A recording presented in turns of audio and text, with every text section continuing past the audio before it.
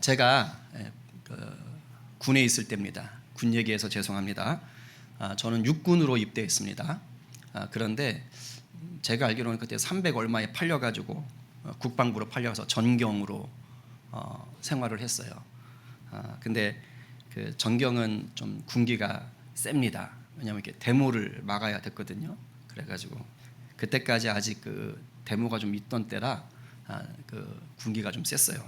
그래서 신병들을 무섭게 다뤘습니다. 왜냐하면 도망가면 안 되니까. 그래서 저는 자대 배치 받던 날이 그 크리스마스 이브였거든요. 성탄절 전날 자대 배치를 받았는데 제가 서울에서 근무했었는데 그날부터 맞았어요. 근데 아직 신병일 때죠. 그러니까 이제 제가 겨울 크리스마스 이브 때 자대 배치 받았으니까 신병일 때 어느 추운 겨울날인데 새벽에 초소 근무를 나가게 됐습니다.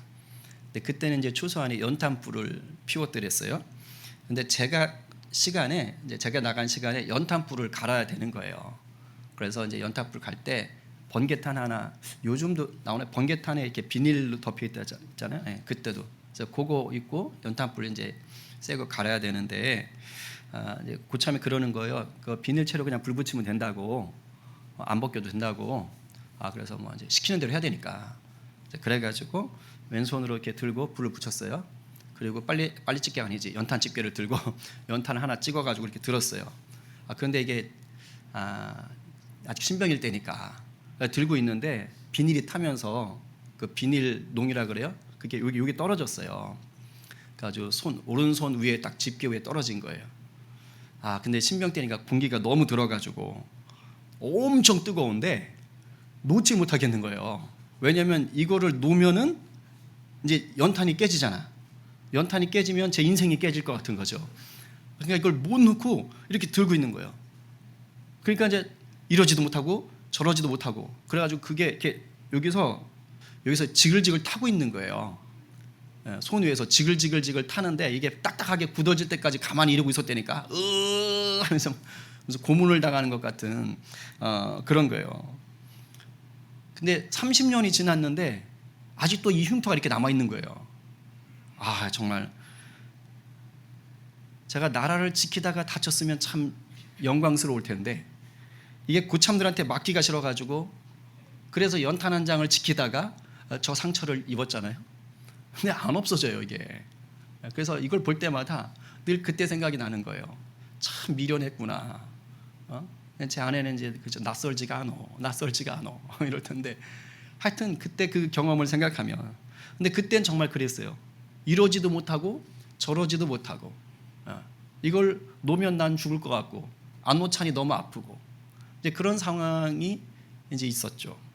근데 살다 보면 우리가요 이런 상황들을 만날 때가 종종 있어요. 뭐예요? 이러지도 못하고 저러지도 못하고, 한자로는 진퇴양난, 영어로는 딜레마.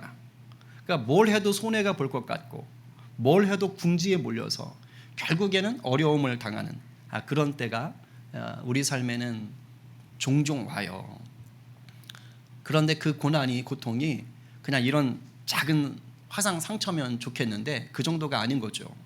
때로는 막 건강이 확 무너질 때도 있고, 때로는 물질의 큰 손해를 볼 수도 있고, 때로는 인간관계가 완전히 깨지는 경우들도 있습니다. 그런 위기들이 찾아올 수 있어요. 이래도 힘들고 저래도 힘들 때.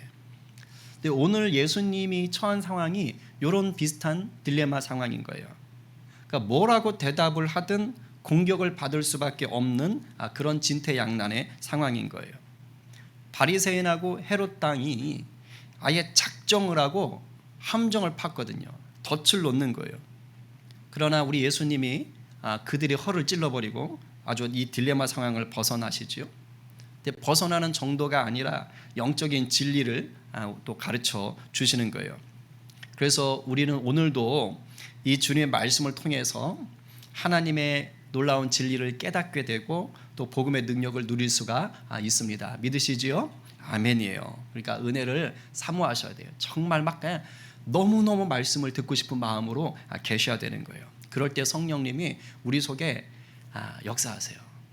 저도 모태신앙으로 자라서 정말 뭐 엄청 예배 열심히 많이 드려봤는데요, 여러분 설교 들을 때 처음부터 끝까지 다 기억하는 분들은 거의 없더라고요. 그냥 다 듣긴 열심히 듣는데 결국 은혜 받는 건 뭐냐? 성령께서 나에게 주시는 그 한마디, 한 구절, 이런 것들이 그날 확 나를 잡는 거예요. 그러니까 근데 그것을 위해서는 여러분들이 집중하셔야 돼요. 그러니까 갈망하셔야 돼요. 그냥 단순히 경청의 개념이 아니라 주님 제게 말씀 주세요. 말씀 주세요. 그러면 특별히 하나님 나에게 주시는 그 말씀이 있는 거예요. 그러니까 그런 갈망을 가지고 이 말씀 앞에 서시기를 바랍니다. 아멘. 자, 13절 다시 읽겠습니다. 시작. 그들이 예수의 말씀을 책잡으려 하여 바리새인과 헤롯단 중에서 사람을 보내매. 자, 여기서 그들이, 그죠? 그들이 예수의 말씀. 여기서 말하는 이 그들이 누굽니까? 종교 지도자들이에요. 대제사장과 서기관과 장로들입니다. 그러니까 지난주 설교 본문에서 예수님이 포도원 비유하셨잖아요. 기억나시죠? 벌써 다 포맷하신 거 아니죠? 포도원 비유하셨는데 그 포도원 비유를 듣던 사람들이에요. 그들이 종교 지도자들, 성전에 있었던 자들. 그 사람들이 예수님의 포도원 비유를 듣고 야, 저 악한 소장농이 바로 우리를 보고 하는 얘기구나 라는 것을 깨달았잖아요. 그래가지고 막 분노했어요. 화가 났어요. 예수님을 잡으려고 했지만 성전에 사람들이 너무 많은 거예요. 그래가지고 어쩔 수 없이 그냥 물러갑니다. 그런데 그랬다고 해서 이 사람들이 완전히 물러간 게 아니에요. 물러가서 바로 뭐 했느냐? 사람을 보낸 거예요. 예수님을 공경에 처하게 만들 그런 사람들을 보낸 거예요. 덫을 준비해서 보낸 겁니다. 그 사람들이 지금 오늘 본문에 있는 바리새인들과 헤롯 가문을 추종하는 헤롯 땅 사람들인 거예요. 그런데 여러분들이 좀 성경 지식이 있어야 돼요. 원래 이 바리새인하고 헤롯 땅은 이렇게 같이 다닐 사람들이 아닙니다. 평상시 같이 안 다녀요. 별로 교집합이 없어요. 바리새인들은 철저하게 신앙생활을 강조해요. 하나님 나라, 말씀대로 살아야 된다. 이걸 굉장히 강조해요. 그리고 유대 땅에 선지자들이 예언한 그 다윗의 후손의 나라, 다윗의 왕조가 반드시 이루어져야 된다라고 간절히 바라는 사람이에요. 그러니까 지금 로마가 압제하고 있잖아요. 그러니까 로마를 엄청 싫어하죠. 하나님 나라가 임해야 돼, 다윗의 후손이 임해야 돼라고 생각합니다. 그래서 로마에 우호적이지 않아요. 그런데 헤롯 땅은 정반대입니다. 여러분 예수님 태어나셨을 때 그때 왕이 누구죠? 헤롯 대왕이잖아요. 그러니까 지금 이 헤롯 대왕의 아들들이 찢어져서 통치하고 있는 거예요. 그런데 헤롯이 왕이 될 수 있었던 이유는 로마에 빌붙었어요. 로마가 지금 허락해 준 거예요. 그래서 로마의 허락하에 지금 이 헤롯 가문들이 왕노릇하고 있는 겁니다. 그러니까 로마의 우호적일 수밖에 없어요. 왜? 잘 보여야 되니까. 그래야 자기들이 집권할 수가 있으니까. 그러니까 서로 완전히 다른 거예요. 한쪽은 로마를 싫어하고 한쪽은 로마를 바라보고. 바리새인들은 굉장히 종교적이고 헤롯 땅은 매우 정치적인 사람들입니다. 그러니까 친할 구석이 없는 사람들인데 오늘은 둘이 손을 맞잡고 이 무리가 딱 나타난 거예요. 종교 지도자들이 시킨 거죠. 왜? 서로 다른 사람을 보내가지고 예수님을 어디든 걸려들게 만들려고 덫을 놓은 거예요. 아까 우리가 13절에서 책 잡으려라는 단어가 있었거든요. 여기서 책 잡으려라는 말은요, 신약 성경에서 오늘 본문에만 나와요. 근데 원어로 보면 여러분 짐승 잡을 때 덫 놓잖아요. 네, 이 말이에요. 이 의미가 있어요. 그러니까 사냥한다 할 때 이 의미가 있는데 원래는 짐승을 잡기 위해 덫을 놓는다라는 의미가 있는 거예요. 그러니까 지금 아예 작정하고 간 거예요. 예수님한테 질문을 던지면 예스 아니면 노, 이거 아니면 저거 이렇게 대답을 하게 만들어서 뭐라고 대답을 하든 걸려들 수밖에 없는 그런 덫을 만든 거죠. 여러분 혹시 쥐덫 놔보셨는지 모르겠지만 아니면 텔레비에서 덫 놓는 거 보셨는지 모르겠지만 여러분 덫을 놓을 때 함정을 팔 때 다 보이게 합니까? 아니에요. 다 감춘단 말이에요. 교묘하게 가려놔요. 그래서 이렇게 덫 같은 거 놓고 함정 같은 거 만들어 놓고 뭐 풀을 살짝 덮어놓는다거나 아니면 짐승 잡을 때 그 좋아하는 먹잇감을 그 덫 위에 딱 올려놓는다거나 그런 식으로 해서 이게 정확하게 볼 수 없게 만드는 겁니다. 그러니까 지금 이 바리새인과 헤롯 땅들도 와서 먼저는 뭐 하는 거예요? 미끼를 던지는 거예요. 유인책을 쓰는 거예요. 대놓고 이거 덧칩니다 얘기 안 해요. 자, 14절 상반절 한번 읽어봅니다. 시작. 선생님이여 우리가 아노니 당신은 참되시고 아무도 거리끼는 일이 없으시니 이는 사람을 외모로 보지 않고 오직 진리로서 하나님의 도를 가르치심이니이다. 자, 지금 이 사람들이 예수님을 칭찬하는 거예요. 치켜 세우는 거예요. 근데 예수님에 대해서 칭찬하고 치켜 세우는 말이 틀린 말이 하나도 없어요. 정확해요. 예수님은 참된 분이죠. 그리고 예수님은 꺼리는 일, 즉 얽매이는 일이 없어요. 예수님은 사람의 겉만 보고 판단하지 않으세요. 그러니까 우리식으로 말하면 그 사람의 학벌, 뭐 지연, 혈연, 뭐 이런 거 보고 판단하지 않는 분이라는 거예요. 그리고 예수님이 하시는 말씀은 다 진리죠. 그러니까 지금 이 사람들이 이 얘기를 하고 있는 거예요. 구구절절 맞는 말을 하는 거예요. 근데 이 사람들은 예수님을 하나님의 아들로 인정합니까? 그렇지 않죠. 그러니까 이 사람들의 이 말은 뭡니까? 예수님을 지금 함정에 빠뜨리려는, 쉽게 말하면 믿기 모범 답안을 그냥 던져 놓는 것뿐이에요. 이렇게 한 후에 그 다음에 살살 녹여놓고 그리고 본심을 말하는 거예요. 아마 우리 같은 사람이었다면 그냥 기분이 우쭐했을 거예요. 근데 예수님은 그렇지 않으시죠. 자, 드디어 이 사람들이 본심을 드러냅니다. 자, 14절 하반절하고 15절 상반절까지. 자, 시작. 가이사에게 세금을 바치는 것이 옳으니까 옳지 아니하니까 우리가 바치리까 말리까 한데. 요게 함정이에요. 가이사는 시저, 카이사르, 로마 황제를 얘기합니다. 로마 황제에게 이거 세금 내요 말아요? 우리가 바쳐요 말아요? 이 얘기하고 있는 거예요. 왜냐하면 유대가 당시 로마의 식민지거든요. 그래서 로마에 세금을 바치고 있었어요. 로마가 크게 세 종류의 세금을 걷었어요. 땅이나 농산물에서 세금을 걷었어요. 그리고 인두세라고 인구 조사할 때 사람당 얼마 해가지고 또 세금을 걷었어요. 그리고 통행세라고 항구나 어떤 큰 도시 입구를 지나갈 때 또 세금을 걷었습니다. 그런데 세금을 내지 않으면 가만두지 않죠. 아주 심한 형벌을 때리는 겁니다. 그러니까 유대인들이 이 로마에 세금 내는 것을 좋아할 리가 없는 거예요. 자기가 착취당한다고 생각하는 거예요. 예를 들면 우리 일제 식민지 때, 그죠? 막 세금 내라 그러면 저놈 일본 자식들 하면서 막 욕을 할 거 아니에요? 그러니까 그와 비슷한 겁니다. 그래서 이 유대에 사는 사람들 중에는요, 무력으로 로마에 항쟁하려고 하는 사람들이 있었거든요. 열심당원이라고. 근데 그 사람들은 이 세금 내는 것에 대해서 아주 격렬하게 반대를 했다는 그런 기록들도 있습니다. 더군다나 로마가 세금을 걷는데 로마 사람이 직접 가서 세금을 걷지 않았어요. 어떻게 해요? 유대 사람 중에 세리라는 직업을 가진 사람을 세우는 거예요. 세리를. 그래서 중간에서 거두게 한 거예요. 우리가 잘 아는 삭개오 세리장이잖아요. 마태복음을 쓴 예수님의 12제자 중에 하나인 마태도 세리잖아요. 그러니까 그런 사람을 세워가지고 세금을 걷는 겁니다. 근데 많은 세리들이 세금을 어떻게 걷어요? 로마가 이만큼 걷어라 한 것보다 더 많이 걷는 거예요. 훨씬 많이 걷어서 자기가 다 주머니 넣고 로마에게는 원하는 것만 딱 주고. 그러니까 그냥 아주 싫어하는 거예요, 사람들이. 그러니까 기분 나쁜 상황이죠. 이런 분위기예요. 이런 분위기에 와가지고 지금 묻고 있는 거예요. 로마 황제에게 세금을 바치는 게 옳습니까? 아니면 옳지 않습니까? 바쳐야 될까요? 말아야 될까요? 이 말은 쉽게 말하면 이런 겁니다. 당신은 로마입니까? 하나님입니까? 둘 중에 고르세요. 이 얘기하는 거예요. 우리식으로 말하면 너 조선이야? 아니면 일본이야? 뭐 이런 식으로 따지는 거와 똑같아요. 이걸 지금 바리새인과 헤롯 당이 묻는 거죠. 근데 아까 말했죠. 바리새인은 황제에게 세금 내는 것을 옳다고 생각해요? 그러다고 생각해요? 싫어하니까 그런 거예요. 옳지 않은 거예요. 반대로 헤롯 당은 로마 권력에 빌붙었으니까 세금 내는 것이 당연하지라고 얘기하는 거예요. 그러니까 예수님이 지금 뭐라고 하도 둘 중에 하나에는 이게 불편해지는 상황이 오는 거예요.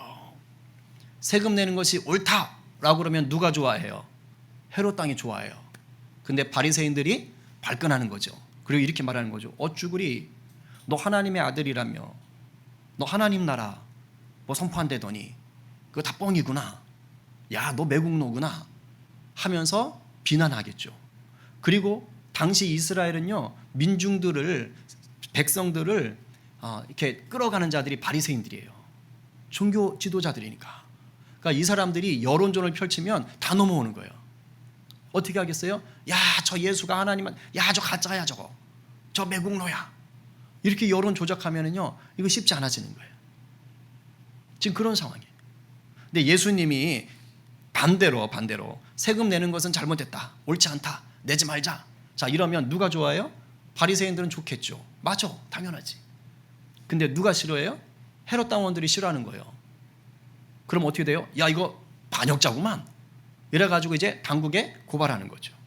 그래서 법적인 처벌을 받게 할 수가 있는 거예요. 지금 종교 지도자들이요, 요걸 노리고 지금 보낸 거예요. 뭐라도 하나 걸려라. 둘 중에 하나는 걸릴 수밖에 없다라고 하는 거죠. 그러니까 사람의 눈으로 보면 진퇴양난이에요.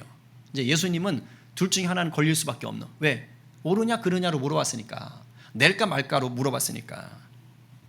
근데 예수님이 속셈을 다 알고 계시는 거예요. 하나님의 아들이니까. 그래서 이들의 이 교묘한 계략을 아주 쉽게 넘어가시는 거예요. 자, 15절 하반절부터 17절까지 자, 말씀 받습니다. 시작. 예수께서 그 외식함을 아시고 이르시되 어찌하여 나를 시험하느냐. 데나리온 하나를 가져다가 내게 보이라 하시니 가져왔거늘 예수께서 이르시되 이 형상과 이 글이 누구의 것이냐. 이르되 가이사의 것이니이다. 예수께서 이르시되 가이사의 것은 가이사에게, 하나님의 것은 하나님께 바치라 하시니 그들이 예수께 대하여 매우 놀랍게 여기더라. 예수께서 이제 이 무리들한테 야, 데나리온 하나 가져와봐 라고 얘기를 하시는 거예요. 데나리온은 당시에 사용하던 로마의 화폐입니다. 로마의 화폐. 그러니까 그리스 화폐가 있었고 로마의 화폐가 있었는데 이때 로마의 화폐를 주로 쓰는 거죠. 동전 모양이에요. 그래서 우리가 한 데나리온 할 때는 그날 그 당시에 노동자들의 하루 품삯, 그러니까 오늘날로 말하면 한 15만 원 전후 정도 되겠죠. 그러니까 그 정도 품삯에 해당되는 동전인 거예요. 은화입니다. 은화. 근데 유대 사람들이 로마 세금 낼 때 이 데나리온으로 냈던 거죠. 당연히 로마의 화폐니까 그 로마의 화폐에 형상이 있고 글이 있는데 누구와 관련됐겠어요? 로마와 관련된 거예요. 그래서 한쪽엔 로마 황제의 형상이 그려져 있어요. 디베로 황제 얼굴인데 읽을 수 있나요? 라틴어인데 어쨌든 저기 앞쪽에 써 있는 게 신성을 가진, 신격을 가진 아구스토의 아들 디베로 황제, 이렇게 써 있는 거예요. 신처럼 떠받들고 있는 것이죠. 그리고 그 뒤에 보면 황제의 어머니 리비아라고도 하고 또 로마의 그 평화의 여신이라고도 하는데 그 형상이 있는 거예요. 종려나무 지팡이 딱 들고. 근데 써 있는 글귀가 뭐냐면 최고의 대제사장이라고 써 있는 거예요. 그러니까 사실은 유대인들이 이 세금을 내는데 더더욱 싫어했던 게 뭐냐? 바로 저 형상 때문에 그래요. 왜냐하면 성경에서는 형상 우상으로 생각하잖아요. 근데 지금 저 황제를 신격화시켰단 말이에요. 더군다나 막 대제사장 이런 말이 써 있잖아요. 그러니까 이 세금을 내는 것 자체가 이게 굴종적이고 우상 숭배하는 것처럼 느껴졌던 거죠. 그러니까 너무너무 싫어했던 그런 사람들이 대부분이었어요. 헤롯 땅만 빼고. 그런 상황인데 지금 이 사람들이 그걸 가지고 지금 덫을 놓으려고 찾아온 거예요. 그래, 어차피 뭐라도 하나 걸릴 수밖에 없으니까. 그런데 여기다 대고 예수님이 갑자기 돈 하나 가져와봐. 세금 내는 돈 그거 한번 가져와봐. 이런 거죠. 그러고는 흑백 논리만 아는 이 사람들에게, 자, 뭐 아니면 도, 둘 중에 하나만 알고 있는 이 사람들에게 제3의 대답을 하시는 거예요. 세금으로 내는 그 돈에 로마 황제의 얼굴과 글이 써 있지? 그치? 그러면 그거 로마 황제에게 줘. 로마 황제 거니까 줘. 그리고 하나님의 것은 하나님께 드리면 되지. 이렇게 말을 한 거예요. 자, 대답으로만 보면 둘 중에 하나만 골라야 되는 상황이 아닌 거죠. 뛰어넘으셨죠. 둘 중에 하나가 아닌 거예요. 그리고 그 대답이 바리새인도 수긍할 수 있고 헤롯 땅도 수긍할 수 있는 얘기를 하신 거예요. 하나님의 거 하나님께 줘. 그러니까 바리새인 오케이. 가이사의 거 가이사에게 주면 되잖아. 헤롯 땅 오케이. 시빌 걸기가 애매한 상황인 거예요. 그러니까 바리새인과 헤롯 당원들이 도리어 당한 거예요. 꼼짝없이. 그러면 지금 이 구절이 예수님의 엄청난 고단수의 말솜씨냐, 그걸 지금 보여주는 거냐? 뭐 그럴 수 있겠죠, 표면적으로는. 근데 그게 목적이 아니에요. 이 말씀을 통해서 예수님이 주시고자 하는 메시지가 있어요. 그게 뭐냐? 그들을 향한 말씀이면서 오늘 우리를 향한 말씀이에요. 첫 번째가 세상의 권세도 주님의 권세 아래에 있다는 겁니다. 이거 명심하셔야 돼요. 성경은요, 이 땅의 권세를 부정하지 않습니다. 세상 나라를 부정하지 않는다고요. 로마서 13장 1절에 이런 말씀이 있어요. 읽어봐요. 시작. 각 사람은 위에 있는 권세들에게 복종하라. 권세는 하나님으로부터 나지 않음이 없나니 모든 권세는 다 하나님께서 정하신 바라. 물론 이걸 가지고 또 학자들은 뭐 이런저런 또 토를 달아요. 그래서 이 시대는 뭐 이때 당시 사도 바울이 이걸 기록할 때만 해도 뭐 로마가 기독교에 아직은 우호적이어서 뭐 이런 얘기를 한 것이다. 아마 그럴 수 있겠죠. 근데 성경이 얘기하는 것은 이 땅에 세워진 나라의 권세를 부정하지 않는다는 거예요. 왜? 그 권세도 누구 아래에 있으니까? 하나님 아래에 있다라는 것이에요. 하나님이 모든 것들을 지으시고 세우시고 하나님을 대신해서 잘 다스리라고 자리를 주셨다는 거예요. 단지 인간이 그걸 제대로 못할 뿐인 거지. 그러니까 원론적인 부분을 지금 얘기하는 것이에요. 예수님은요, 이 땅에 오실 때 로마를 무찌르기 위해서 오신 분이 아닙니다. 이 땅의 권세와 상관없이요, 하나님의 나라를 주시기 위해서 오신 거예요. 명심하셔야 돼요. 그분은 우리에게 영혼의 구원과 그 구원받은 자들이 누려고 또 전파해야 될 그 하나님의 나라, 하나님의 다스림, 이것을 주기 위해서 오신 거예요. 그런데 우리가 구원을 받고 우리가 하나님의 다스림을 누리고 나누는 그 시간과 공간이 어디입니까? 뭐 비행기 타고 저기 막 하늘로 한 뭐 1000km 올라가야 돼요? 아니에요. 지금 발 디디고 있는 이곳이에요. 여러분들은, 저는 어디예요? 대한민국. 바로 여기 이 시공간에 있다고요. 여기에서 우리가 구원을 누리고 여기에서 우리가 하나님의 다스림을 누리고 전하는 거예요. 이 대한민국의 정치, 경제, 사회, 문화, 과학, 예술 등의 영향 속에서 우리는 그 안에 믿는 자의 영향력을 드러내면서 사는 거라고요. 그러니까 예수님은 지금 그렇게 살라고 하시는 거예요. 그러니까 세상 권세, 세상 나라 다 필요 없어, 이게 아닌 거예요. 이 속에서 사는 거야, 너희가. 왜 그럴까요? 이 세상 권세보다 주님의 권세가 더 크기 때문이에요. 그래서 우리가 주님의 권세 아래에 있는 자는 세상 나라가 어떠하든지 그곳에서 하나님의 능력, 하나님의 은혜를 드러내며 살 수 있다는 것입니다. 근데 이것이 항상 경쟁 관계예요. 우리가 잘 생각해야 돼요. 우리는 이 세상의 법이나 이 세상의 문화와 공생해야 돼요. 함께 살아가야 돼요. 지금 여러분들 이 세상에, 이 대한민국 안에서 살면서 문화 누리지 않는 사람 있어요? 벌써 핸드폰 보고 유튜브 보고 뭐라 그러지? 인스타 맞나? 인스타그램? 뭐 그런 거 하고 다 하시잖아요. 그러니까 이렇게 다 문화를 지금 누리고 있는 거예요. 이 땅의 법규를 지키면서 사는 거예요. 간혹 보면 교회는 신령하고 세상은 더럽고 악하다라고 흑백 논리로 이분법으로 생각하는 분이 있거든요. 잘못된 생각입니다. 그렇게 생각하시면 안 돼요. 세상은 하나님의 통치가 있지만 믿음의 사람들을 통해서 더 다스려져야 되는 곳인 거예요. 함께 살아가야 되는 것이에요. 교회는요, 저와 여러분이 결국은 이 땅의 영향력 안에 사는 분들이 모이는 공동체임을 절대 잊으시면 안 돼요. 이 땅을 부정할 수 없는 존재들입니다. 그래서 우리는 이 땅에 사는 동안 영적인 분별력을 가지고요, 가이사에게 줘야 될 것들을 주면 돼요. 이 땅이 요구하는 것들, 누려야 될 것을 하시라고요. 왜냐하면 가이사의 것조차도 결국은 하나님의 것이기 때문이에요. 하나님이 세우시는 것이기 때문이에요. 하나님의 다스림 아래 있는 것이기 때문입니다. 이것을 명심하시고 이분법적으로 세상을 나누지 마시기 바랍니다. 자, 두 번째는 하나님의 것을 제대로 알고 온전히 드려야 되는 거예요.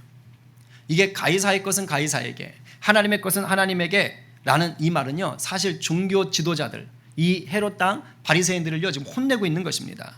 무슨 말이냐면, 너희들 이런 말로 나를 지금 책잡으려 하는데 정작 너희들 하나님의 것 제대로 안 드리잖아, 이 얘기하고 있는 거예요.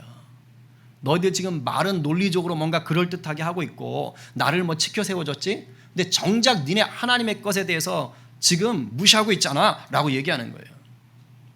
이 종교 지도자들 어떻게 했습니까? 성전 예배, 하나님께 온전히 드려야 될 그 예배를 자기들 배를 불리기 위해서 장사를 하잖아요. 지금 그러고 있는 거예요. 성전에서 짐승 팔고 있고, 만민이 기도하는 집이라 그래서 이방인의 뜰이 있는데 거기서 장사를 하니까 이방인들 예배 못 드리게 다 내쫓았잖아요. 아주 악한 행동을 하고 있는 거예요. 그리고 바리새인들, 하나님의 이 말씀을 제대로 가르쳐서 하나님께로 사람들을 인도해야 되는데 뭐 하는 거예요? 잘못 가르치는 거예요. 그래서 백성들을 딴 길로 가게 지금 만들고 있는 악한 선생들인 거예요. 그러니까 지금 예수님 앞에 있는 이 무리들이 뭡니까? 하나님께 온전히 드려야 되는 마음과 돈과 지식과 시간들을 하나님께 드리지 않고 자기의 유익을 위해서 빼돌린 자들인 거예요. 제가 보면 우리 교회는 안 계십니다. 그런데 제가 보니까 성경 지식이 좀 있다고 하시는 분들 중에, 인문, 사회, 정치, 역사에 대한 교양이 조금 있다고 하시는 분들 중에, 신앙생활 하시는데 그런 분들 중에 어떻게 보면 지식인들인 거죠. 그런 분들 중에 옳은 소리, 바른 소리, 좀 비판적인 소리, 이런 소리 하면서 뭔가 깨어있는 신앙인처럼 보이는 분들이 있어요. 이건 나쁜 의미가 아니라 좋은 의미예요. 아는 거 많고, 그리고 세상에 대해서 바르게 얘기하고, 이건 잘못된 거네, 이건 이렇게 해야지, 이렇게 얘기하는 것은 나쁜 게 아닙니다. 그렇게 할 수 있어야 돼요. 분별력 중에 하나인 겁니다. 귀한 거죠. 그런데 문제는 뭐냐, 이런 분들 중에, 뭔가 깨어있는 신앙인처럼 보여지는 이런 분들 중에 정작 하나님 앞에 제대로 드려야 될 것들을 전혀 드리지 않는 분들, 그거 빼돌리는 분들이 의외로 있어요. 하나님께 돌려야 될 영광을 자기가 가로채려고 하는 사람들, 감히 예수 그리스도의 이름으로 버젓이 자기가 판결자의 자리에 올라가 있는 분들이 있는 거예요. 우리 교회는 없어요. 있다면 제가 있을 거예요. 제가.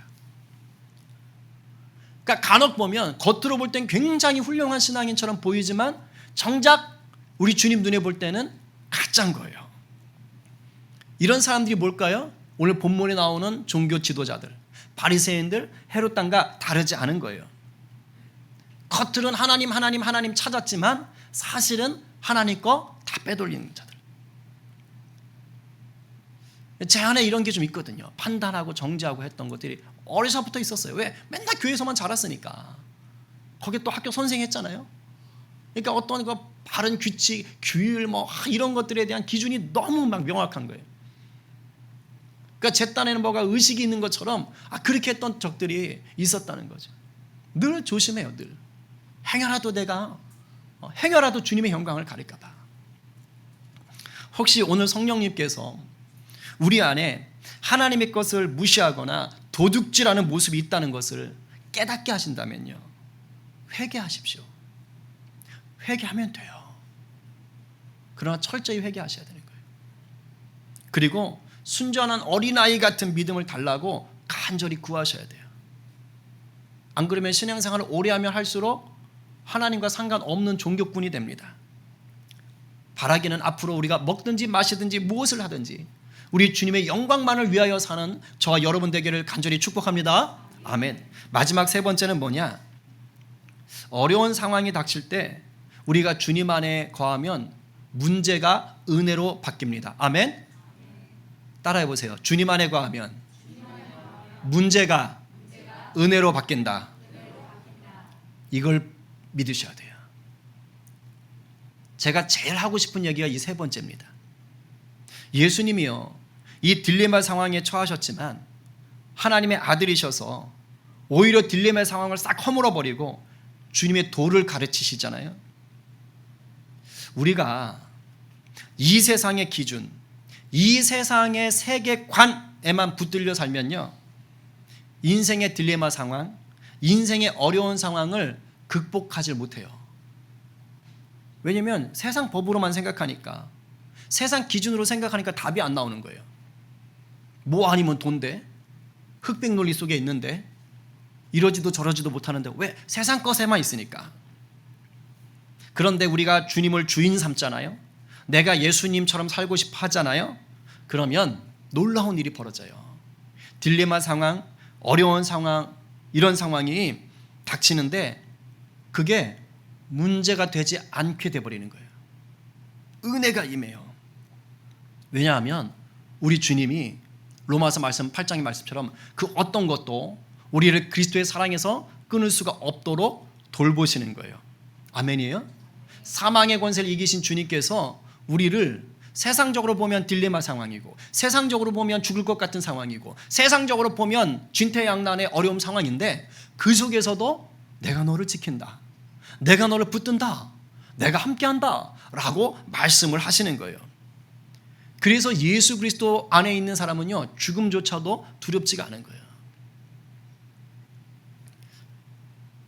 북한 사역하시는 어느 목사님이 하셨던 북한의 순교자 이야기인데요, 지하교회 성도들이 다 붙잡힌 거예요.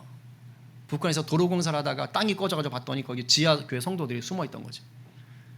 그래서 이분들이 다 잡혔는데 그때만 해도 그냥 직결 처형을 했던 때랍니다. 그러니까 그 자리에 다 죽이는 거예요. 근데 그 중에 어린아이들도 있는 거예요. 13살 난 아이가 이제 묶여서 죽게 되는 거예요. 목 메고 묶고. 근데 얘가 약간 좀 무서우니까, 어리니까 엄마. 근데 그 앞에 있는 엄마가 그렇게 얘기한다는 거예요. 얘야, 걱정하지 마. 예수님 만나러 가는 거야. 우리 잠시 후에 천국에서 만나자. 그 얘기를 하니까 애가 엄마 알았어. 좀 이따 봐. 그래서 그 아이가 주님 품으로 간 거예요.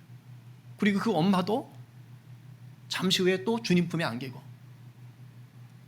여러분, 이게 어떻게 가능해요? 아니, 이 극단적인 공포 상황에서 어떻게 이런 말을 할 수 있고 어떻게 이런 담대함이 나오냐고요. 이거는요, 이 땅의 기준, 이 땅의 세계관에 묶여있지 않았기 때문이에요. 이렇게 말할 수 있는 것은요, 주님의 법, 복음의 능력 안에 있었기 때문에 가능한 겁니다. 그냥 세상 기준에만 있으면 털겠죠. 우리 애만큼은 살려주세요, 이래야 되겠죠. 그런데 거기에 묶이질 않는 거예요. 그것을 뛰어넘는 하나님의 능력 가운데 있는 거예요. 그러니까 어려움이 닥칠 때 주님의 위로로 역사가 되는 것이죠. 육체의 죽음도 끊지 못하는 그 영원한 생명, 영원한 사랑을 확신하니까 이 땅의 어떠한 고통과 그 딜레마, 그 어려움도 이게 왜 문제가 되지? 이렇게 되는 거예요. 그러니까 순교당하는 분 중에 예수 배신하면, 예수 욕하면 너 살려줄게. 여기 인간적으로는 딜레마예요. 욕하자니 그동안 믿어온 게 아깝고 미안하기도 하고, 안 하자니 내가 죽겠고. 근데 복음 안에 있으면 이게 문제가 안 돼요. 왜냐하면 육체의 죽음이 전부가 아님을 알기 때문에, 오히려 순교의 영광이 있음을 알기 때문에, 전혀 다른 제3의 최고의 옵션을 자기는 알고 있는 거죠. 그러니까 내가 왜 주님을 배신해? 일평생 주님이 나를 얼마나 사랑해 주셨는데? 그러면서 당당히 죽어가는 것입니다. 제가 어제도 우리 공동체 한 지체와 밤에 통화를 좀 했어요. 그러면서 이와 비슷한 얘기를 좀 들려줬어요. 그 형제는 세상엔 참 불공평하다는 거예요. 나름 열심히 사는데, 죽어라 사는데 그걸 알아주지 않고 그에 대한 보답이 없는 것 같을 때, 오히려 무시당하는 것 같을 때 어떻게 해야 될까요? 제가 마침 말씀을 준비하는 과정이었고 또 설교문을 쓰고 있었는데 제가 그 얘기를 해줬어요. 형제요, 이 세상 우리가 분명히 알고 있어야 될 게 있다. 이 세상은 결코 완전하지 않다. 이 세상은 결코 공평하지 않다. 인정해야 된다. 아무리 대단한 정치가가 나오고 기업가가 나오고 과학자가 나와도요, 이 세상에 있는 불공평, 가난, 질병, 죽음, 싸움, 죄 해결 못합니다. 해결 못해요. 안 됩니다. 그래서 우리가 이 땅의 법과 가치에만 붙들려 살면 어떻게 되느냐? 결국은 딜레마의 상황, 어려운 상황에 묶여버리는 거예요. 왜? 해결되지 않는 문제가 반드시 있으니까. 그 누구도 해결하지 못하는 문제들이 반드시 다가오니까. 그러니까 이 땅의 것만 붙잡고 있으면 계속 끌려다니는 거예요. 그러니까 뭐 하는 거예요? 왜 죽어라? 애쓰고 수고하는데 이 모양인 거예요. 왜 도대체가 계속 무시당하는 거예요?